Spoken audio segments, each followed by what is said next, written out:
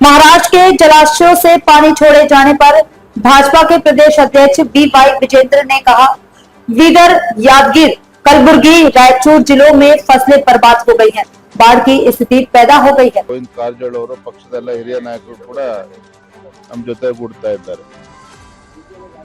ಏನು ಅತಿವೃಷ್ಟಿಯಿಂದ ಹಾಗೂ ಮಹಾರಾಷ್ಟ್ರದ ಜಲಾಶಯಗಳಿಂದ ಏನು ನೀರನ್ನ ಬಿಟ್ಟಿರುವಂತ ಸಂದರ್ಭದಲ್ಲಿ ವಿಶೇಷವಾಗಿ ಬೀದರ್, ಗುಲ್ಬರ್ಗ, ಯಾದಗಿರಿ ಮತ್ತು ರಾಯಚೂರು ಜಿಲ್ಲೆಗಳಲ್ಲಿ ಪ್ರವಾಹದ ಪರಿಸ್ಥಿತಿ ನಿರ್ಮಾಣ ಆಗಿದೆ. ರೈತರಿಗಾಗಲೇ ಸಂಕಷ್ಟದಲ್ಲಿದ್ದರು.